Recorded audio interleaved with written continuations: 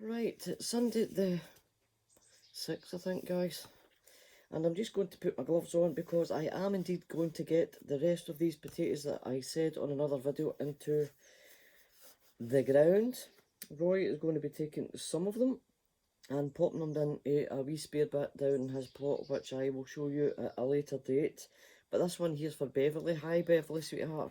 Beverley was wanting to know, after watching me putting the potatoes in the sacks and bags the other day, if there was an alternative. Yes, Beverley, she brought up a good question, which was, can you grow potatoes in your shopping bags? And she was actually wanting to know in terms of chemicals, etc, into whatever bags and tubs and whatever else that you're using, and could I do a video showing her that you can actually, Beverley, plant tatties almost anywhere. You can plant anything, or almost anything, anywhere at all. So I have picked up, I know she's got a lovely Doberman dog.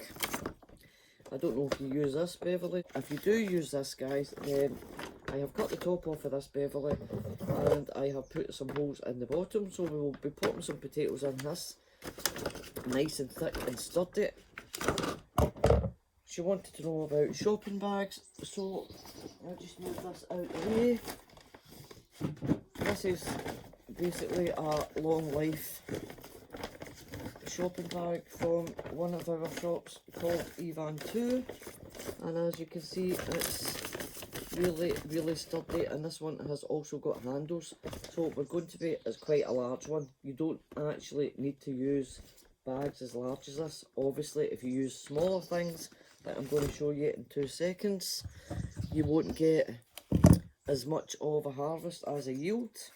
These are tubs that I used a couple of years ago, Beverley, and as you can see, I put wee slots down the bottom, so we're going to be popping maybe one potato in here. The more potatoes you put into your sacks or pots and bags, the less tatties you seem to get, but not always the case. Sometimes you could put one in here and you look a couple of months down the line and it's absolutely bulging with potatoes. And last but not least, I'm going to be using one of the very thin shopping bags, Beverley, and we'll see how we go with this. But I do think I'm going to throw a couple of bits of crock or bits of stone down the bottom just to weigh that down. So we'll start with this small. I have a video coming up of me going out shopping, I think it was 2 days ago, and I popped down to my son Daniel's house. Daniel is not there, obviously, or I wouldn't have went anywhere near him. It was just to check his house, as he is self-isolating with his partner Christoph in Parcoul, almost an hour away from here. So I'm actually in charge of Daniel's small garden that he's got down there, which is full of lovely and delightful things, including calendulas that have been in full flower since February. I'll show you that if I've got time at the end of this one. But today's a busy video day for me. It's been absolutely bucketing down all night, but the sun is trying to come out and it's quite warm at the back of me. So there we go, there's a few holes at the bottom of that bag. Let me have a wee look. So there we go, plenty of holes there. I don't know if you can see, Beverley and everybody else. I'll do what I do with my bags and I just turn them over, as I will not, simply because I don't have tons of compost, although I did manage to pick up 2 small bags when I was out shopping, and I actually got a big king size bag of manure, which I will not be using for my tatties because I'm saving that for my pumpkins and squash. And you could actually use this bag as well for your potatoes. Now, some people use their spare tyres, but there's a lot of humping and hawing about using spare tyres because of chemicals, etc. But I have got one over there, Beverley, and I've got one over there, and I've been using it for planting up, not potatoes, but flowers for the past 3 or 4 years with absolutely no problems whatsoever. I have you precariously sitting on top of a plant pot with a little boulder holding my laptop from falling. So, as I said in my previous tatty video, I shall not be using all of this compost because I just don't simply have the means to get them. They didn't have the big ones in the supermarket the other day, just the small ones again. So we will be topping up all these potatoes with leaves and or grass clippings as we go on. So what we're going to use in this one here, let me see, I think we shall indeed be using LOD. I've shown you in a previous video we shall be using LOD, so I'm going to take one of the chits off, pop it in the bag. I know you can't see, so I'm going to pop it in the bag with a wee chit facing up the way. Make sure it's not in the way or getting broken off. And I'm going to put 3 in here.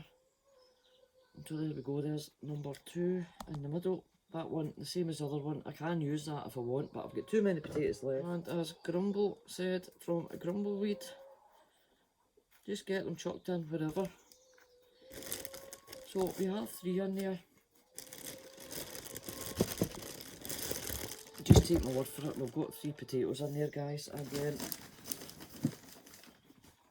I shall carefully cover them up. And these are going in without any bloodfish or bone, these ones here.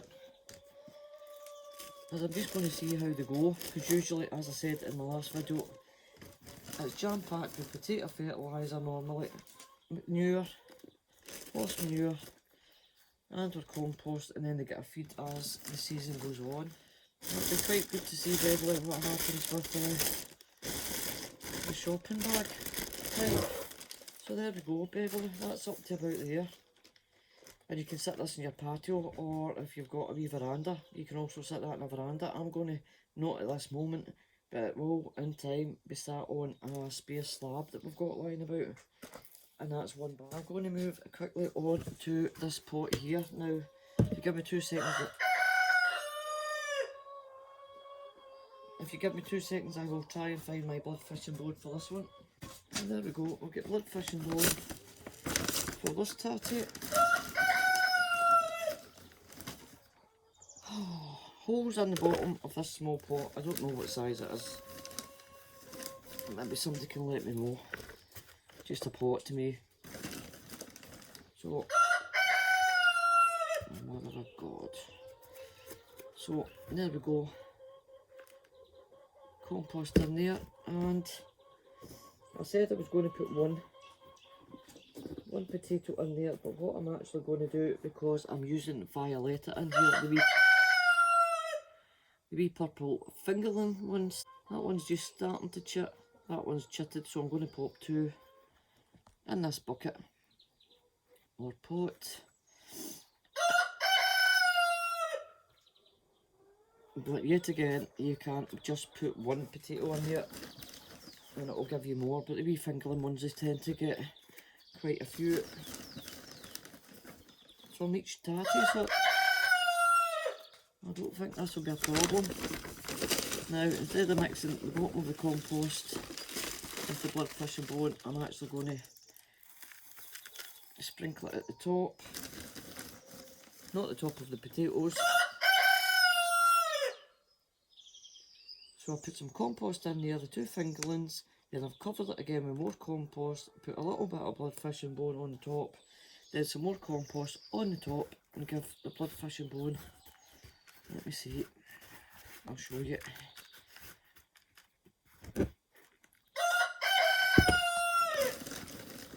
And I will indeed cover that up. So there we go, that is that size of pot, whatever size it is.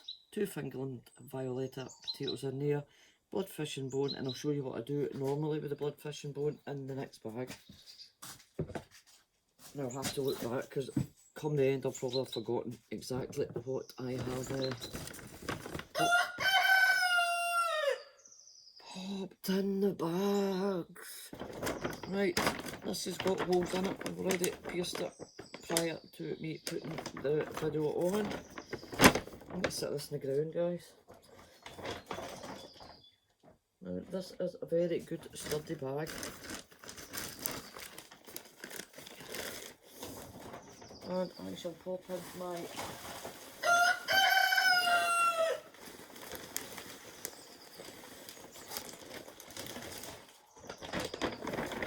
well, that's about a third of that bag full of compost.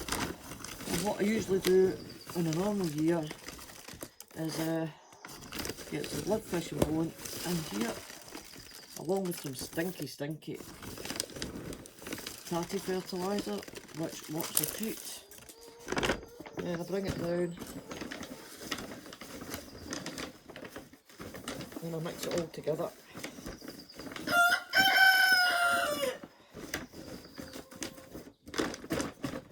And then I add another bit of compost over the top, or fertiliser or whatever, as I don't want my potatoes touching the fertiliser or the blood fish and bone, but normally that's what goes in there: blood fish and bone, manure, fertiliser, topped with compost, then we're ready for our potatoes. And in this doggy bag we are going to put 3 Charlotte potatoes, and yet again I am taking, I've no glasses on, almost every, or almost all chits off that I can see or find, leaving just the one. So I'm going to pop 3 in this bag as well, with the chip facing up. Un, deux, trois. There we go, gently does it. And don't get much in these wee bags at all. And try not to break your chits. Gently top up with the rest of the compost and break up all the wee clumps. And that is a pedigree dog food bag. Although there are other varieties of dog biscuits out there on the market. Right, so not quite enough compost in there, so we have another bag here. Oh, don't waste it. We have another bag here, different variety, but universal. So it's got everything that you need. Hoopla. And I shall, it's a wee bit damp, which is good. And I shall top up